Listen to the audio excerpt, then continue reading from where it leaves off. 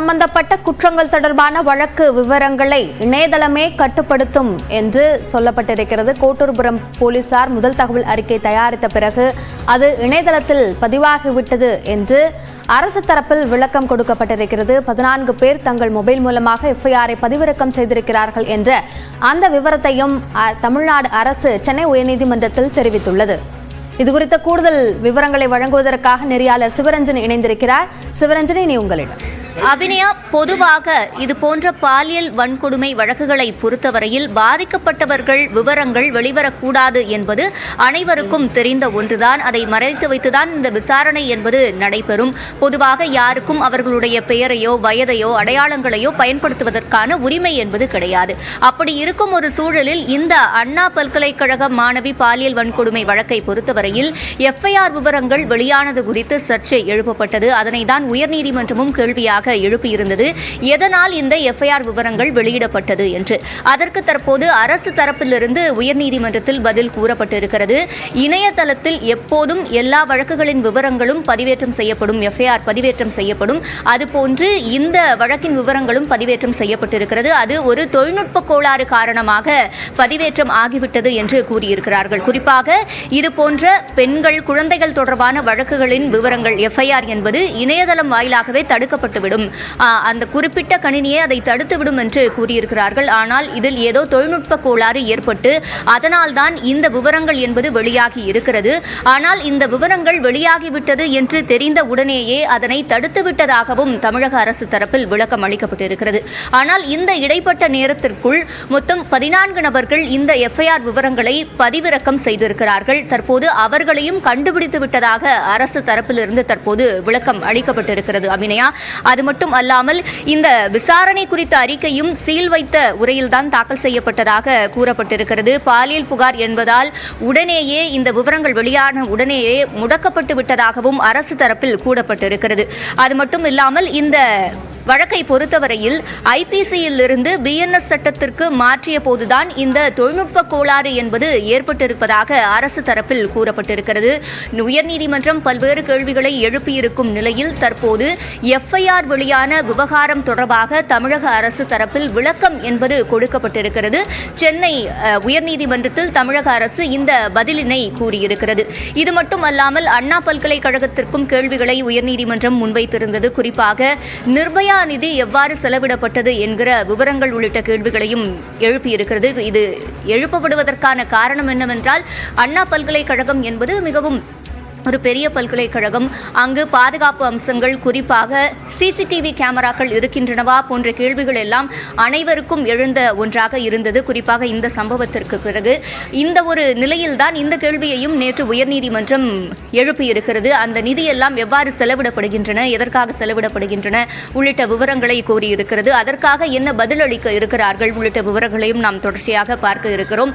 இந்த உயர்நீதிமன்ற வழக்கினை பொறுத்தவரையில் நேற்றைய தினம் எழுப்பப்பட்ட கேள்விகள் தொடர்ந்து இன்றைய தினமும் விசாரணை என்பது தொடங்கி நடைபெற்று வருகிறது. அதில் தற்போது வரை எஃப்ஐஆர் விவரங்கள் எவ்வாறு வெளியாகின என்பது தொடர்பான விளக்கம் மட்டுமே அளிக்கப்பட்டிருக்கிறது. சிவரஞ்சனி, முக்கியமாக இந்த வழக்கு விசாரணையை பொறுத்த வரைக்கும் இதில் தமிழ்நாடு அரசு கொடுக்கக்கூடிய விளக்கம், அதே போன்று ஆணையர் செய்தியாளர்கள் சந்திப்பிற்கு முன்பாக தமிழ்நாடு அரசிடம் அனுமதி பெற்றாரா போன்ற முக்கியமான கேள்விகளை எல்லாம் கூட நீதிபதிகள் நேற்றைக்கு எழுப்பியிருந்தார்கள். அதனுடைய தொடர்ச்சியாக தான் தமிழ்நாடு அரசு தரப்பில் இது போன்ற விளக்கங்களை கொடுத்திருக்கிறார்கள். இந்த விளக்கங்கள் மூலமாக தமிழ்நாடு அரசு உணர்த்த வரக்கூடிய அல்லது தன்னுள்ளே விளக்கமாக சொல்லக்கூடிய விஷயங்களாக இதையெல்லாம் பார்க்க வேண்டும். நிச்சயமாக அபிநயா, அதாவது தமிழக அரசு தரப்பில் முதலிலிருந்தேயே கூறப்பட்டு வருவது என்னவென்றால், இது போன்ற நடவடிக்கைகளை தடுப்பதற்கான நடவடிக்கைகள் என்பது தொடர்ச்சியாக நடைபெற்றுதான் வருகிறது. இந்த புகார், அதாவது அவசர எண்ணில்தான் அந்த மாணவி புகாரினை அளித்திருந்தார். அவர் புகார் அளித்த உடனேயே இதற்கான நடவடிக்கை எடுக்கப்பட்டு விட்டது என்று தமிழக அரசு தரப்பில் கூறியிருந்தது. அது மட்டும் அல்லாமல் இந்த குற்றம் சாட்டப்பட்ட நபர் என்பவர் அந்த பல்கலைக்கழகத்திற்கு அடிக்கடி சென்று வரக்கூடிய நபராக இருக்கும் காரணத்தினால் ஒரு சந்தேகம் என்பது ஏற்பட இல்லாத சூழல் இருந்தது. இந்நிலையில் இது தொடர்பான இன்னும் சில கூடுதல் தகவல்களை செய்தியாளர் அபினேஷிடம் கேட்கலாம். அபினேஷ், நீங்கள் தொடரலாம். நீதிமன்றத்தில் மிக முக்கியமாக இந்த எஃப்ஐஆர் எப்படி வெளியில் வந்தது அப்படிங்கிறது குறித்து நேற்றைய தினம் கடுமையாக அரசிடம் பல்வேறு விளக்கங்களை நீதிமன்றம் கேட்டிருந்தது. அது தொடர்பான வாதங்களை தற்போது நீதிபதியில் முன்பு அரசு விளக்கம் அளித்து வருகிறது. அதுல மிக குறிப்பாக இந்த எஃப்ஐஆர் வந்து இணையதளம் மூலமாக 14 பேர் பார்த்திருப்பதாகவும் அந்த 14 பேரும் விசாரணையில கொண்டு வரப்பட்டிருக்காங்க. அதே போல போலீசார் முதல் தகவல் அறிக்கையை கசிய செய்ததாக இந்த வழக்குகள் தாக்கல் செய்யப்பட்டிருப்பதாகவும், ஆனால் காவல்துறை கசிய விடவில்லை. இது சம்பந்தமாக விசாரிக்கப்படும். பாதிக்கப்பட்டவரின் அடையாளத்தை பாதுகாப்பது காவல்துறையின் பொறுப்பு மட்டுமல்ல, அனைவரின் பொறுப்பும் என்றும் அரசு விளக்கம் அளித்திருக்கிறது. மேலும் இதுல மிக முக்கியமாக என்ஐசியிடம் இது தொடர்பாக, அதாவது நிக்குன்னு சொல்லக்கூடிய மத்திய அரசு தான் இந்த இணையதளங்கள்லாம் சர்வரை மெயின்டைன் பண்ணிட்டு வராங்க. அவர்களிடம் இது தொடர்பாக கேட்ட போது ஐபிசியிலிருந்து பிஎன்எஸ் சட்டத்திற்கு மாற்றிய போது தொழில்நுட்ப கோளாறு காரணமாக இந்த முதல் தகவல் அறிக்கை வெளியாகுவதாக அவர்கள் தரப்பு தெரிவித்ததாகவும் அரசு தரப்பு வழக்கறிஞர் இந்த வழக்கு தொடர்பாக நீதிமன்றத்துல விளக்கம் அளித்து வராங்க. எனவே இந்த காவல்துறையினர் இந்த எஃப்ஐஆரை வந்து கசிய விடவில்லை, வெளியாகவில்லை அவர்கள் மூலமாக என்பதை திட்டவட்டமாக தெரிவிக்கிறாங்க. ஒரு பாதிக்கப்பட்டவருடைய அடையாளத்தை பாதுகாப்பது என்பது நம்முடைய அனைவருடைய கடமை, அவனுடைய பொறுப்பு என்றும் அரசு தரப்பு இந்த விவகாரத்துல விளக்கம் அளித்து வராங்க. குறிப்பாக நேற்றைய தினம் இதுல மிக முக்கியமான கேள்விகளை எழுப்பியிருந்தது. இந்த எஃப்ஐஆர் எப்படி வெளியானது, அதே போல அண்ணா பல்கலைக்கழகத்தை பொறுத்தவரை இந்த நிர்பயா நிதி எவ்வாறு பயன்படுத்தப்படுகிறது என்பது குறித்து பல்வேறு விளக்கங்களை நீதிமன்றத்துல கொடுக்கணும் அப்படிங்கறத நேற்று நீதிமன்றம் உத்தரவிட்டதை தொடர்ந்து அரசு இந்த எஃப்ஐஆர் விவகாரம் தொடர்பாக மிக விரிவாக அரசு தரப்பு வழக்கறிஞர் நீதிபதிகள் முன்பு விளக்கம் அளித்து வருகிறார். அபினேஷ், அது மட்டும் அல்லாமல் தற்போது முதல் தகவல் அறிக்கை எழுதப்பட்டிருக்கும் விதம் என்பது மிக மோசமாக உள்ளது. பாதிக்கப்பட்ட பெண் புகார் அளிக்கும் போது ஒரு காவலர் கூட அவருக்கு இந்த முதல் தகவல் அறிக்கைக்கு வாக்குமூலம் எழுதும் போது அவருக்கு உதவி செய்ய முடியாதா என்கிற கேள்வியையும் நீதிபதிகள் எழுப்பியிருக்கிறார்கள். அது மட்டும் இல்லாமல் பாதிக்கப்பட்ட மாணவி மீது குறை கூறும் வகையில்தான் இந்த முதல் தகவல் அறிக்கை என்பது இருப்பதாக நீதிபதிகள் கண்டனத்தையும் தெரிவித்திருக்கிறார்கள். இது தொடர்பான விவரங்கள். மிக முக்கியமான ஒன்று, அந்த எஃப்ஐஆர்ல எழுதப்பட்டிருக்கூடிய விதம் அப்படிங்கிறது நேற்றைய தினமே ஆட்சேபனையை வந்து நீதிபதிகள் தெரிவித்திருந்தாங்க. குறிப்பாக அந்த முதல் தகவல் அறிக்கை எழுதப்பட்டிருக்கக்கூடிய விதம் அப்படிங்கிறது மோசமாக இருப்பதாக நீதிபதிகள் தெரிவித்திருக்காங்க. அதே போல இப்படியான ஒரு வழக்குல ஒரு பாதிக்கப்பட்ட பெண் புகார் அளிக்கக்கூடிய பட்சத்துல ஒரு காவல்துறை கூட அதிகாரி கூட இந்த எஃப்ஐஆரை வந்து எழுதக்கூடிய வகையில அவர்களுக்கு உதவி இருக்க மாட்டார்களா அப்படிங்கிற கேள்வியும் மிக முக்கியமா எழுப்பி இருக்கிறாங்க. ஆனா இதற்கு காவல் ஆணையர் தரப்புல அந்த செய்தியாளர் சந்திப்புல பதிலளிக்கக்கூடிய வகையில நடந்தவற்றை அப்படியே பதிவு செய்யதான் எஃப்ஐஆர் அப்படிங்கிற ரீதியில அன்றைக்கு செய்தியாளர் சந்திப்புல ஒரு பதில் கொடுத்திருந்தார். இருப்பினும் ஒரு பாதிக்கப்பட்ட பெண் நடந்தவற்றை கூறினாலும் கூட அந்த எஃப்ஐஆர் எழுதியிருக்கக்கூடிய முறை அப்படிங்கிறது கேள்விக்குறியாக இருக்கிறதையும் இன்றைக்கு நீதிபதிகள் சுட்டிக்காட்டிருக்கிறாங்க. பாதிக்கப்பட்ட மாணவி மீது குறை கூறும் வகையில் தான் முதல் தகவல் அறிக்கை உள்ளது என்றும் நீதிபதிகள் கண்டனம் தெரிவித்திருக்கிறாங்க. ஏன்னா நேற்றைய தினமே நீதிபதிகள் மிக முக்கியமான ஒன்றை சொல்லியிருந்தாங்க. அண்ணா பல்கலைக்கழகத்துல இந்த விவகாரத்தை வைத்து எந்தவித கட்டுப்பாடுகளும் விதிக்கக்கூடாது. ஒருவர் காதலிக்கிறாங்க அப்படின்னா அது அவருடைய தனிப்பட்ட உரிமை, கட்டுப்பாடும் இருக்கக்கூடாது. இதை காரணமாக வைத்து எந்தவித கட்டுப்பாடுகள் விதிக்கக்கூடாது அப்படின்னு நேற்றைய தினமே நீதிமன்றம் தன்னுடைய கண்டனத்தையும் தெரிவித்திருந்தது. அந்த வகையில் தான் இன்றைக்கும் இந்த மாணவிக்கு உதவக்கூடிய வகையில ஒரு காவல் அதிகாரி கூட இருக்கு இல்லையா அப்படிங்கிற ஒரு கேள்வியை எழுப்பியிருக்கிறாங்க. எஃப்ஐஆர் எழுதியிருக்கக்கூடிய விதத்தையும் ஆட்சேபித்து நீதிபதிகள் தன்னுடைய கண்டனத்தை பதிவு செய்திருக்கிறாங்க. சிவரஞ்சனி. அபினேஷ், குறிப்பாக இது மாதிரியான பாலியல் வன்கொடுமை வழக்குகள் தொடர்பாக புகார் வரும் பொழுது அதனை காவல்துறையினர் எப்படி கையாள வேண்டும், அது தொடர்பான அறிவுறுத்தல்கள் என்பது அவர்களுக்கு வழங்கப்படுமா?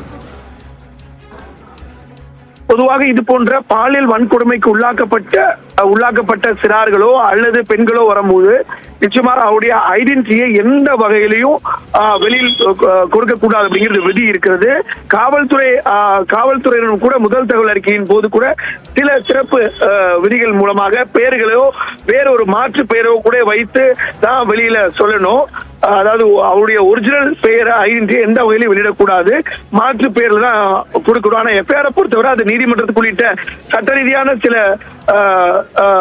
ரீதியான அணுகுவதற்காக அந்த எஃப்ஐஆர்ல மட்டும் ஒரிஜினல் பேரை ஒரிஜினல் ஐடென்டிட்டியை வெளியிடணும், அதுல பதிவு செய்யணும். ஆனாலும் இது போன்ற எஃப்ஐஆர்கள் வெளியில வரக்கூடாது. பல வழக்குகள்ல பல நேரங்கள்ல இந்த சிட்டிசன் போர்ட்டல்ங்கிற வெப்சைட்ல எஃப்ஐஆரை பார்க்க முடியாத சூழலும் இருக்கு. எனவே காவல்துறையினர் அப்படி இருக்கக்கூடிய பட்சத்துல இந்த எஃப்ஐஆரையும் இணையதளத்தில் அவ்வளவு விரைவில் பதிவு செய்யாமலும் இருந்திருக்கலாம். அந்த ஹார்ட் காப்பின்னு சொல்லக்கூடிய ஹார்ட் காப்பியில மட்டும் எஃப்ஐஆரை வைத்து சிட்டிசன் போர்ட்டல்ங்கிறத அந்த வெப்சைட்ல சிறிது காலம் கழித்து கூட அப்லோட் பண்ணலாம். ஆனா இந்த வாரத்துல அவங்க உடனடியாக சிட்டிசன் போர்ட்டல் அப்லோட் பண்ணதுனாலையும் அது ஒரு 14 பேர் மூலமாக இந்த எஃப்ஐஆர் காப்பி அப்படிங்கிறது வெளியே வந்திருக்கிறது. அந்த எஃப்ஐஆரை பொறுத்தவரை எஃப்ஐஆர் எழுதிருக்கக்கூடிய அந்த அந்த அந்த நடைமுறையும் கண்டிக்கக்கூடியதாகவும் நீதிபதிகள் சொல்லியிருக்காங்க. அதே போல அந்த பெண்ணுடைய ஐடென்டிட்டியும் வெளியே வந்திருப்பதும் அப்படிங்கிறது வேறு யாராவது பாதிக்கப்பட்டிருக்கக்கூடியவர்களுக்கு இப்படி புகார் அளிக்க முன் வராத கூடிய வகையில் இந்த எஃப்ஐஆர் வெளியே வந்திருக்கிறது அப்படிங்கிறதையும் நீதிபதிகள் சுட்டிக்காட்டியிருக்கிறாங்க. அந்த அடிப்படையில் இந்த வழக்கு விசாரணை என்பது நடைபெற்று வருகிறது. சிவரஞ்சன். அபினேஷ், இந்த விவகாரத்தில் கைது செய்யப்பட்டவர் தொலைபேசியை பயன்படுத்தியதாகவும் குற்றம் சாட்டப்படுகிறது. அதற்கும் தற்போது அரசு தலைமை வழக்கறிஞர் பதிலளித்திருக்கிறார். அது குறித்த விவரங்கள். முக்கியமாக இந்த விவகாரத்தை பொறுத்தவரை சம்பவம் நடைபெற்ற போது கைது செய்யப்பட்ட நபரின் போன் ஏரோப்ளேன் மோடில் தான் இருந்தது. போன் கால் லிஸ்டில் தாக்கல் செய்யப்பட்டிருப்பதாக அரசு தரப்பு விளக்கத்தை கொடுத்திருக்காங்க. இந்த சம்பவத்துல வேறு எந்த நபருக்கும் சம்பந்தமில்லை எனவும் தனக்கு பின் பெரிய குழு இருக்கிறது என காட்டுவதற்காக போன் பேசுவது போல அந்த குற்றவாளியாக இருக்கக்கூடிய அந்த ஞானசேகர் நடித்திருக்கிறார் என தலைமை வழக்கறிஞர் விளக்கம் அளிக்கிறார். இது தொடர்பாக காவல் ஆணையர் பத்திரிகையாளர் சந்திப்பு நடத்த எந்த அனுமதியும் பெற வேண்டிய அவசியம் இல்லை எனவும் அரசு தரப்பு விளக்கம் அளிச்சிருக்காங்க. நேற்றைய தினம் நீதிபதிகள் கேள்வி எழுப்பியிருந்தாங்க. காவல் ஆணையர் எந்த வகையில எந்த அடிப்படையில செய்தியாளர்களை சந்தித்தார், செய்தியாளர் சந்திப்பதற்கான அனுமதியை அரசிடம் பெற்றாரா அப்படின்னு நேற்றைய தினம் கேள்வி எழுப்பியிருந்தாங்க. ஆனால் இந்த விவகாரத்தை பொறுத்தவரை இது தொடர்பாக காவல் ஆணையர் பத்திரிகையாளர் சந்திப்பு நடத்த எந்த அனுமதியும் பெற வேண்டிய அவசியம் இல்லை எனவும், அதே போல இந்த யார் அந்த நபர் அப்படிங்கிற ஒரு கேள்வி எழுப்பியிருந்தாங்க. பல்வேறு சமூக வலைதளங்களும் எதிர்கட்சிகளும் அந்த குறிப்பிட்டிருந்தாங்க. அந்த ஞானசேகர் என்பவருக்கு பின்னால வேறு யாராவது இருக்காங்களா அப்படிங்கிற ஒரு கேள்வி எழுப்பியிருந்தாங்க. அதற்கு அரசு தரப்பு ஒரு விளக்கம் அளித்து வராங்க. அதாவது அவர் அந்த குற்ற சம்பவத்தில் ஈடுபடும் போது போன் பேசுவது போல நடித்திருக்கிறார். ஆனால் அந்த சம்பவம் நடைபெற்ற போது அவர் தன்னுடைய போனை ஏரோப்ளேன் மோட்ல தான் வச்சிருக்கிறார். அதுக்கான கால் ரெக்கார்ட் ஹிஸ்டரியும் தாக்கல் செய்யப்பட்டிருக்கிறாங்க அப்படிங்கிறதையும் நீதிபதிகளிடம் அரசு தரப்பு விளக்கம் அளிக்கிறாங்க.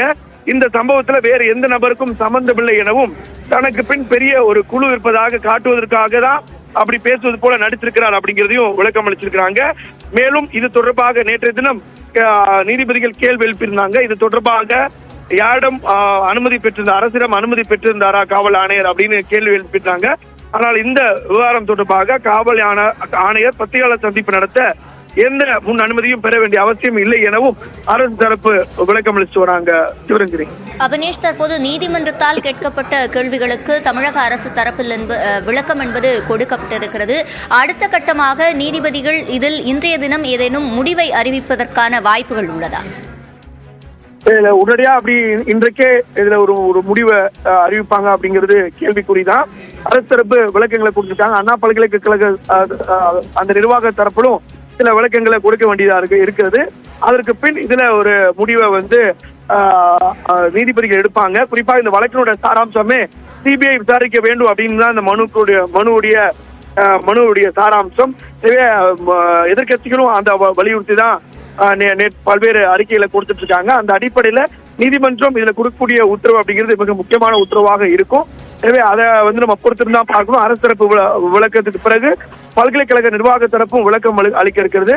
அதற்கு பின்பு இதுல நீதிபதிகள் உத்தரவு போட இருக்கிறாங்க. அண்ணா பல்கலைக்கழக மாணவி பாலியல் வன்கொடுமை வழக்கு தொடர்பாக தற்போது உயர்நீதிமன்றத்தில் விசாரணை என்பது நடத்தப்பட்டு வருகிறது. குறிப்பாக இந்த வழக்கினை சிபிஐ வசம் ஒப்படைக்க வேண்டும் என்று மனு தாக்கல் செய்யப்பட்டிருந்தது. அந்த சூழலில் நேற்றைய தினமும் உயர்நீதிமன்றம் இந்த வழக்கை விசாரித்த நிலையில் பல்வேறு கேள்விகளை எழுப்பியிருந்தது. குறிப்பாக எஃப்ஐஆர் விவரங்கள் எப்படி வெளியாகின என்பது உள்ளிட்ட பல்வேறு கேள்விகளை உயர்நீதிமன்ற நீதிபதிகள் எழுப்பியிருந்தனர். அவற்றிற்கெல்லாம் தற்போது தமிழக அரசு நீதிமன்றத்தில் பதிலினை தாக்கல் செய்திருக்கிறது. வருகிறது. குறிப்பாக தொழில்நுட்ப கோளாறு காரணமாக எஃப்ஐஆர் விவரங்கள் வெளியானதாகவும் அதுவும் உடனடியாக சரி செய்யப்பட்டு விட்டதாகவும் முடக்கப்பட்டு விட்டதாகவும் தற்போது தமிழக அரசு தரப்பில் விளக்கம் என்பது கொடுக்கப்பட்டிருக்கிறது. அதேபோல காவல் ஆணையர் எதனால் பத்திரிகையாளர் சந்திப்பு என்பதை நடத்தினார் என்பது உள்ளிட்ட கேள்விகளும் முன்வைக்கப்பட்டிருந்தது. அதற்கு அனுமதி பெற தேவையில்லை என்கிற ஒரு பதிலினையும் தற்போது தமிழக அரசு உயர்நீதிமன்றத்தில் கூறியிருக்கிறது.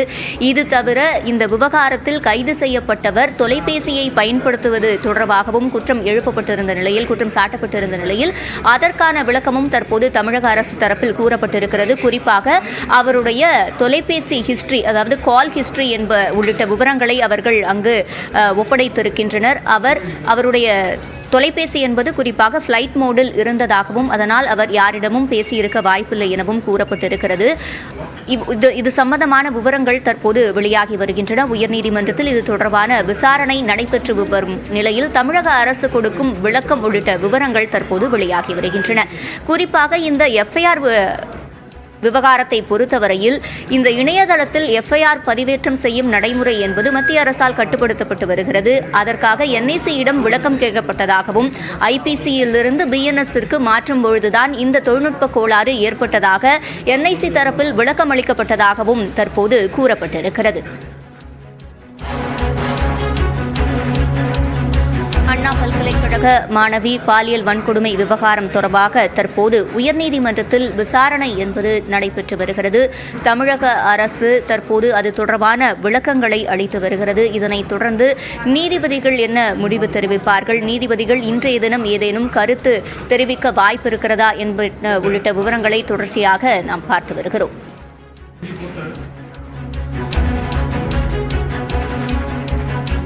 காவல் ஆணையருடைய பேட்டி தொடர்பாகவும் தமிழ்நாடு அரசு சில விளக்கங்களை கொடுத்திருக்கிறது.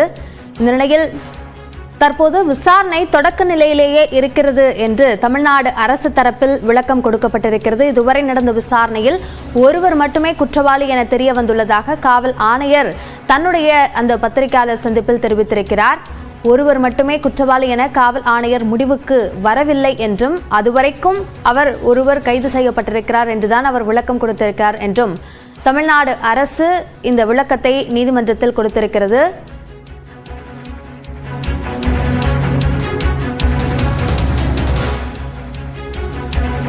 நீதிமன்றத்தில் தொடர்பான வழக்கு சென்றிருக்கக்கூடிய அதே சமயத்தில் அண்ணா பல்கலைக்கழகத்திற்கு வெளியில் ஏஎஸ்எஃப்ஐ சார்பாக ஒரு போராட்டம் நடத்தப்பட்டிருக்கிறது. மாணவர் அமைப்பு சார்பாக அந்த போராட்டத்தில் ஈடுபட்டிருக்கக்கூடிய மாணவர்களை போலீசார் குண்டுகட்டாக தூக்கிச் சென்று கைது செய்யும் வாகனத்தில் ஏற்றி வரக்கூடிய காட்சிகளையும் நாம் பார்த்து வருகிறோம்.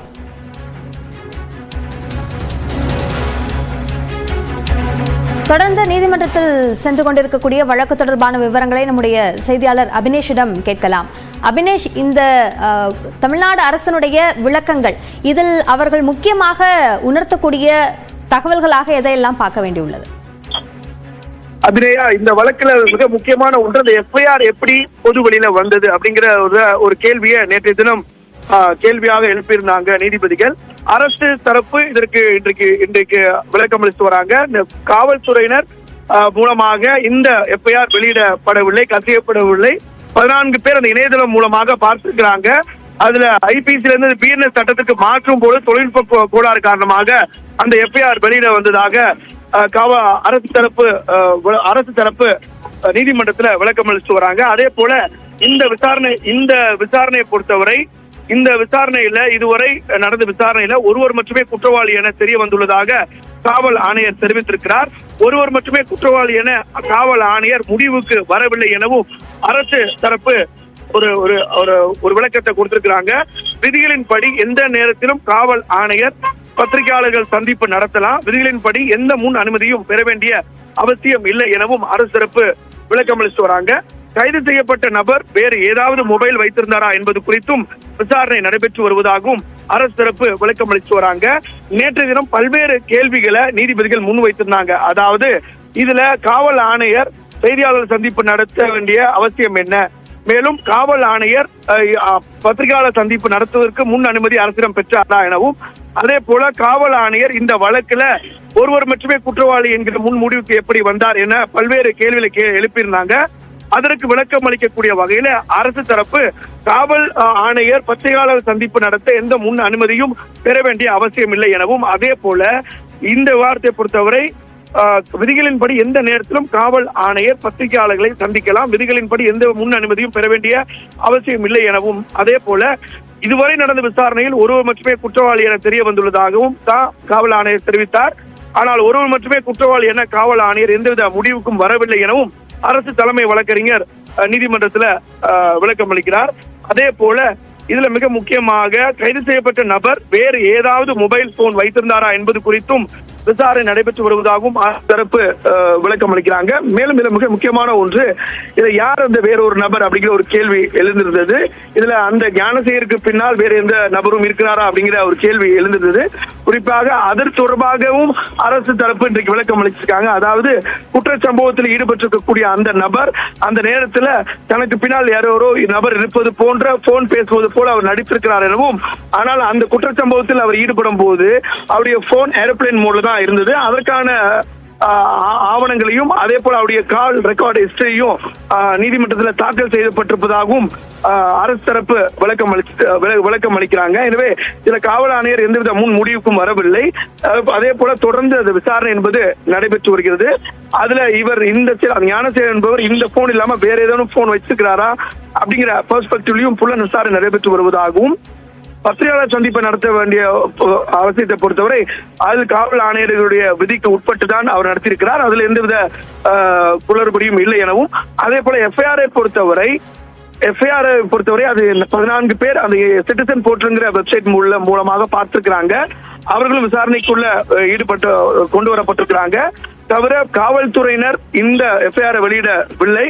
மாறாக இது அந்த 14 பேர் மூலமாக வெளியாகி இருக்கிறது அப்படிங்கிறதையும் விளக்கம் அளிச்சாங்க. ஆனாலும் அதே நேரத்தில் எஃப்ஐஆர் எழுதப்பட்டிருக்கூடிய விதம் என்பது கண்டிக்கக்கூடியது அப்படிங்கிறதையும் நீதிமன்றம் குறிப்பிட்டிருக்கிறாங்க. இந்த எஃப்ஐஆர் எழுதும் போது அந்த மாணவிக்கு ஒரு நபர் காவல் அதிகாரி கூட உதவ முன்வரவில்லையா அப்படிங்கிறதையும் அந்த எஃப்ஐஆர் எழுதுகிற விதத்தையும் ஆட்சேபித்து கண்டனத்தையும் நீதிபதிகள் தெரிவித்திருக்கக்கூடிய நிலையில தொடர்ந்து அரசு தரப்பு இந்த வழக்கில் எடுக்கப்படக்கூடிய நடவடிக்கைகள் குறித்தும் அதே போல காவல்துறையினர் எஃப்ஐஆர் இந்த வெளியிடவில்லை அப்படிங்கிறது குறித்தும் மிக விளக்கமாக நீதிமன்றத்தில் விளக்கம் அளிச்சுட்டு வராங்க. அபினேஷ், இந்த விவகாரம் குறித்து இன்னும் நிறைய விவரங்கள் பேசப்பட வேண்டியிருக்கிறது. பேசலாம் ஒரு சிறிய இடைவேளைக்கு பிறகு.